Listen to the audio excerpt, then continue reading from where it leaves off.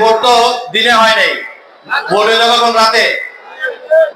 তারপরে কি হলো, এই রাতের ভোটটা আবার হয়ে যায় তার যত সময় নাকি ভোট হয়েছে এখানে। যারা এই ভোটগুলা করলো, এই এলাকায় যারা এই দিনের ভোট রাতে দেওয়ার নেতৃত্ব দিয়েছেন, সে কে ছিল? এই ইউনিয়ন পরিষদের সাবেক চেয়ারম্যান ছিল না? হঠাৎ করে উপজেলা চেয়ারম্যান নির্বাচনে এমপি সাহেব তাকে রাজাকারের ছেলে বলাতে সে এখন জামাত ইসলামের মতো একটা আচরণ করা শুরু করে দিল। মনে হলো সে এখন জামাত হয়ে গেছে, ইলেকশন করার জন্য দৌড়াদৌড়ি শুরু করে দিয়েছে।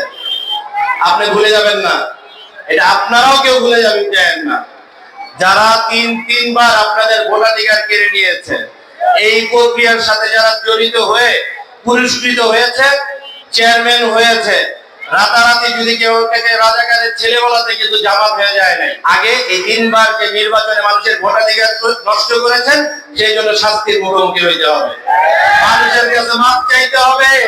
মানুষ যদি মাপ করে তারপরে যে নির্বাচনের কথা বলবেন। আমি আপনার উদ্দেশ্যে বলবো, একটু ধীরে চলেন। 5 তারিখের পরে হঠাৎ করে মাথায় টুপি পরে জামাতের মনে হলো আপনি বিএনপি জামাতের লোকের মতো একটা আচরণ শুরু করলেন। সান্দরনা জেলায় যে ঘটনা ঘটে নাই, মুসাপুর ইউনিয়নে 32টা বাড়িতে আগুন দেওয়া হয়েছিল। কই আমরা বিএনপির কেউ তো এগুলো করি নাই? আমাদের সমমনা দল যারা আছে, জামাত থেকে শুরু করে বৈষম্য বিরোধী ছাত্র আন্দোলনের নেতৃবৃন্দ এই সমস্ত কার্যক্রমে জড়িত হয় নাই। আপনাকে এত বড় সাহস দিল কে? মুসাফিরকে জিম্মি করে রেখেছেন, আজকে মুসাফির স্বাধীন। মুসাফিরে দেখেন কি পরিমাণ লোক আপনার পরিষদের মাঠে দাঁড়িয়ে আছে।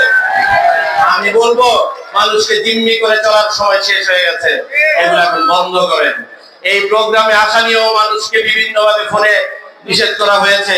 শুধু আপনি না, আওয়ামী লীগের আরো দোষর আছে, হয়তো এখানে অনেকে আমরা অনেকের আত্মীয় স্বজন হতে পারি, ফোনে ফোনে নিষেধ করে দেয় প্রোগ্রামে যাতে না যায়। একটা কথা মনে রাখতে হবে, আমরা জাতীয়তাবাদী আদর্শে বিশ্বাসী, মবের ভয় আমাদের দেখায় লাভ নাই। আমরা জেল জুলুম খাটা মানুষ, পুলিশি নির্যাতন সহ্য করা মানুষ, রক্তাক্ত শরীরটা রক্তের ভয় দেখায় কোনো লাভ নাই। আমরা বলবো, আপনারা সবাই ঐক্যবদ্ধ থাকেন।